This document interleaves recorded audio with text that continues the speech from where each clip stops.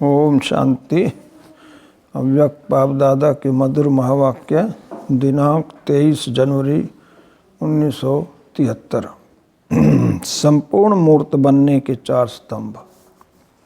बच्चों के सदा स्नेही, सहयोगी, सर्वशक्तियों में समान बनाने वाले, सर्व सिद्धियों की प्राप्ति कराने वाले और प्रत्यक्ष फल देने वाले बाबा बोले,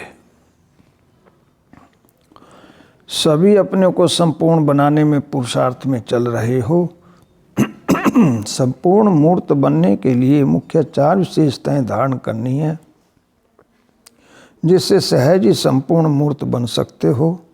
जैसे औरों को योग की स्थिति में सदा एक रस स्थिति में स्थित होने के लिए 4 मुख्य नियम स्तंभ के रूप में दिखाते हो व बताते हो, ऐसे ही सदा संपूर्ण मूर्त बनने के लिए ये 4 विशेषताएं स्तंभ के रूप में हैं। वह कौन सी हैं?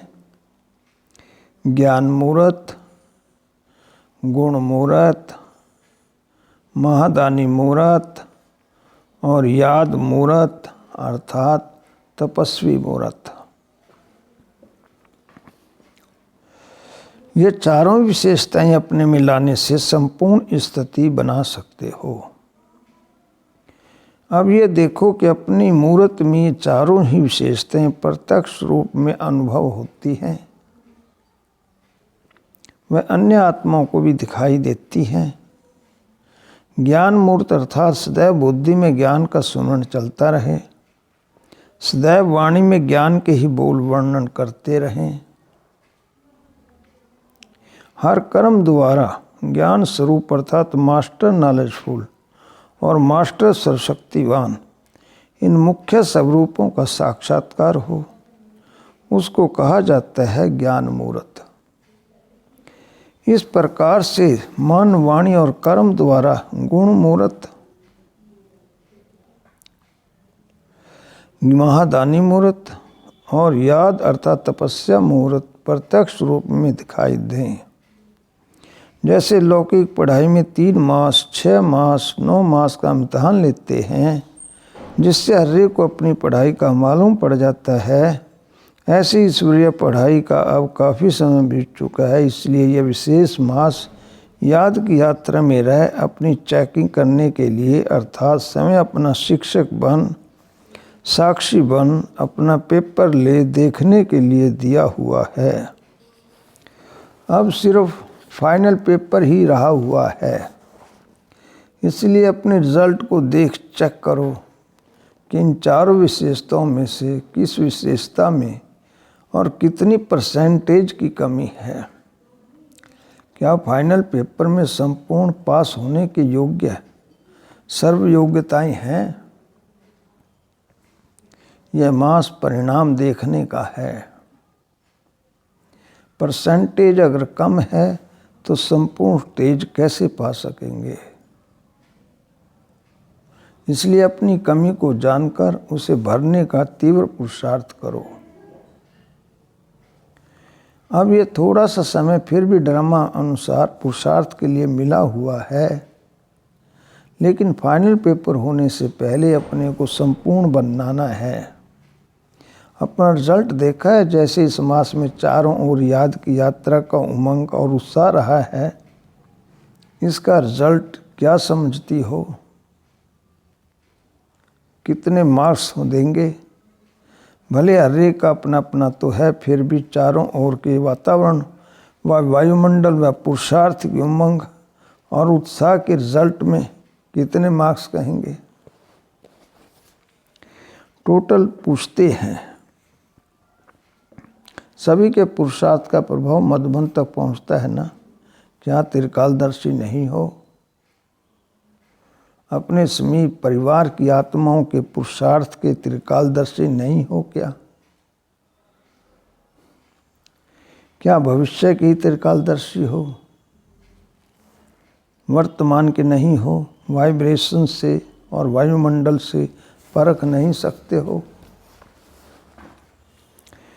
जब साइंस वाले पृथ्वी से स्पेस में जाने वालों की हर गति और हर विधि को जान सकते हैं, तो क्या याद के बल से आप अपने श्रेष्ठ पुरुषार्थ की गति और विधि को नहीं जान सकते हो? लास्ट में जानेंगे जब आवश्यकता नहीं होगी। अभी से यह जानने का अभ्यास भी होना चाहिए, कैचिंग पावर चाहिए। जैसे साइंस दूर की आवाज़ को कैच कर चारों ओर सुना सकती है, तो आप लोग भी शुद्ध वाइब्रेशन, शुद्ध वृत्तियों व शुद्ध वायुमंडल को कैच नहीं कर सकते हो। ये चेकिंग पावर, ये कैचिंग पावर प्रत्यक्ष रूप में अनुभव होगी। जैसे आजकल दूर से सीन टेलीविज़न द्वारा स्पष्ट दिखाई देते हैं, वैसे दिव्य बुद्धि बनने से, सिर्फ एक याद के शुद्ध संकल्प में स्थित रहने से आप सभी को भी एक दूसरे की स्थिति व पुरुषार्थ की गतिविधि ऐसे स्पष्ट दिखाई देगी। ये साइंस भी कहाँ से निकली? साइलेंस की शक्ति से साइंस निकली है।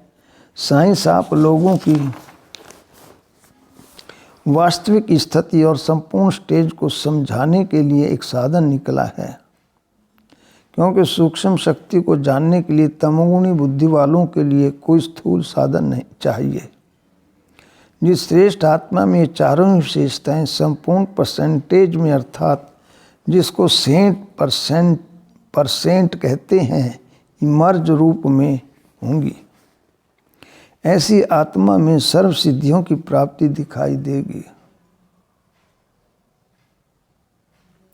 यह सिद्धि अपने प्रेजेंट समय के पुरुषार्थ में दिखाई देती है, कुछ परसेंटेज में भी दिखाई देती है, या ये स्टेज अभी दूर है, कुछ समीप दिखाई देती है। यूं तो इस मास की रिजल्ट चारों ओर की बहुत अच्छी रही। अब आगे क्या करेंगे? याद की यात्रा में रहने से कोई नए प्लान्स प्रैक्टिकल में लाने के लिए इमर्ज हुए। जैसे चारों ओर संगठन के रूप में याद का बल अपने में भरने का पुरुषार्थ किया, वैसे अब फिर आने वाले ये 2 मास विशेष बुलंद आवाज़ से चारों ओर बाप को प्रत्यक्ष करने के नगारे बजाने हैं। जिस नगारों की आवाज़ को सुनकर सोई हुई आत्माएं जाग जाएं। चारों ओर यह आवाज़ कौन सा है और इस समय कैसा श्रेष्ठ कर्तव्य चल रहा है? हर एक आत्मा अपना श्रेष्ठ भाग्य अब ही बना सकती है। ऐसे चारों ओर भिन्न भिन्न युक्तियों से, भिन्न भिन्न प्रोग्राम से बाप की पहचान का नगाड़ा बजाओ। इन 2 मास में सभी को इस विशेष कार्य में आपकी विशेषता दिखानी है। विशेष कार्य में अपनी विशेषता दिखानी है। जैसे याद की यात्रा में हर एक ने अपने पुरुषार्थ प्रमाण रेस में आगे बढ़ते रहने का पुरुषार्थ किया, वैसे अब इन 2 मास के अंदर बाप को प्रत्यक्ष करने के नए नए प्लान्स प्रैक्टिकल में लाने की रेस करो। फिर रिजल्ट सुनाएंगे कि इस रेस में फर्स्ट, सेकंड और थर्ड प्राइज लेने वाले कौन कौन निमित्त बने। चांस भी बहुत अच्छा है। शिव जयंती का महोत्सव भी इन 2 मास में है ना, इसलिए अब रिजल्ट देखेंगे। 1 मास के अंदर योग बल की प्राप्ति का क्या अनुभव किया। अब योग बल द्वारा आत्माओं को जगाने का कर्तव्य करो और सबूत दिखाओ। जैसे बाप दादा से भी पुरुषार्थ का प्रत्यक्ष फल प्राप्त होता है, वैसे रिटर्न में प्रत्यक्ष फल दिखाओ और सर्वशक्तिवान बाप की पालना का प्रत्यक्ष रूप दिखाओ। साकार रूप द्वारा भी बहुत पालना ली और व्यक्त रूप द्वारा भी पालना ली। अब अन्य आत्माओं की ज्ञान की पालना करके उनको भी बाप के सम्मुख लाओ और बाप के समीप लाओ। ड्रामा में अब यह जो समय चल रहा है अथवा अभी का जो ये वर्ष चल रहा है, इसमें बहुत अनोखी बातें देखेंगे। इसके लिए आरंभ में विशेष याद का बल भरने का चांस मिला है। अब बहुत जल्दी नए नए नज़ारे और नई नई बातें सुनेंगे और देखेंगे। इसके लिए अव्यक्त स्थिति और अव्यक्त मिलन का विशेष अनुभव करना है, जो किसी भी समय मिलन द्वारा बुद्धि बल से अपने पुरुषार्थ व विश्व सेवा के सर्व कार्य में सफलता मूर्त बन सको। अव्यक्त मिलन का अनुभव किया।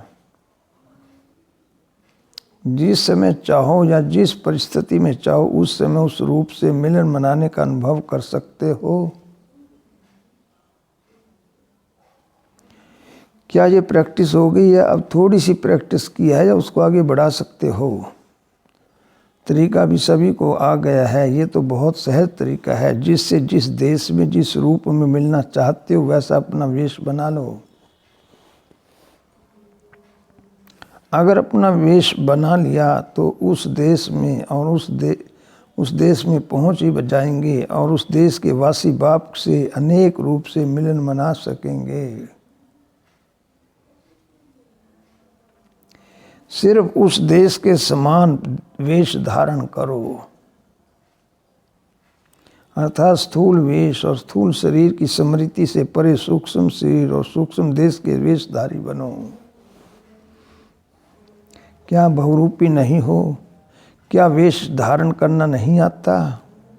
जैसे आजकल की दुनिया में जैसा कर्तव्य वैसा वेश धारण कर लेते हैं, वैसे आप भी बहुरूपी हो। तो जिस समय जैसा कर्म करना चाहते हो, क्या वैसा वेश धारण नहीं कर सकते? अभी अभी साकारी और अभी आकारी जैसे स्थूल वस्त्र सहज बदल सकते हो, तो क्या अपने बुद्धि द्वारा अपने सूक्ष्म शरीर को धारण नहीं कर सकते हो? सिर्फ बहुरूपी बन जाओ तो सर्व सब रूपों के सुखों का अनुभव कर सकेंगे।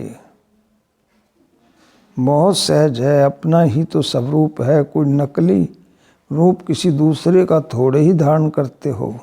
दूसरे के वस्त्र ऊपर नीचे हो सकते हैं, फिट हो या ना हो, लेकिन अपने वस्त्र तो सहज ही धारण कर सकते हैं। तो ये अपना ही तो रूप है, सहज है ना। ड्रामानुसार ये विशेष अभ्यास भी कोई रहस्य में नूंदा हुआ है। कौन सा रहस्य भरा हुआ है? टच होता है। जो भी सभी बोल रहे हैं सभी यथार्थ हैं, क्योंकि अब यथार्थ स्थिति में स्थित होना व्यर्थ स्थिति तो नहीं है, समर्थ शक्ति स्वरूप की स्थिति है ना।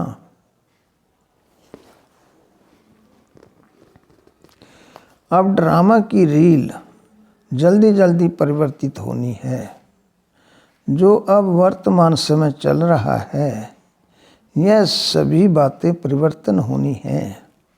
व्यक्त द्वारा अव्यक्त मिलन, यह सभी तीव्र परिवर्तन होने हैं।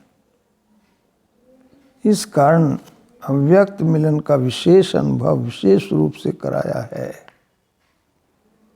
और आगे भी अव्यक्त स्थिति द्वारा अव्यक्त मिलन के विचित्र अनुभव बहुत करेंगे। इस वर्ष को अव्यक्त मिलन द्वारा विशेष शक्तियों की प्राप्ति का वरदान मिला हुआ है। इसलिए ऐसे नहीं समझना कि ये मास समाप्त हुआ, लेकिन इसी अभ्यास को और इसी अनुभव को जो लगातार आगे आगे बढ़ाते रहेंगे, उनको बहुत नए नए अनुभव होते रहेंगे। समझा? ऐसे सर्वगुणों में अपने को संपन्न बनाने वाले, अपने संकल्प वाणी और कर्म द्वारा सर्व विशेषताएं प्रत्यक्ष करने वाले, बाप दादा के दिव्य पालना का प्रत्यक्ष फल दिखाने वाले, बाप के सदा स्नेही सदा सहयोगी सर्व शक्तियों में समान बनने वाले और सर्व सिद्धियों को प्राप्त करने वाली श्रेष्ठ आत्माओं एवं तीव्र पुरुषार्थी आत्माओं को बाप दादा का याद प्यार और नमस्ते। इस मुरली का ज्ञान बिंदु ईश्वरीय पढ़ाई का काफ़ी समय बीत चुका है, इसलिए याद की यात्रा में रह अपनी चेकिंग करने के लिए अर्थात समय अपना ही शिक्षक बन साक्षी बन अपना पेपर लेना है। ओम शांति।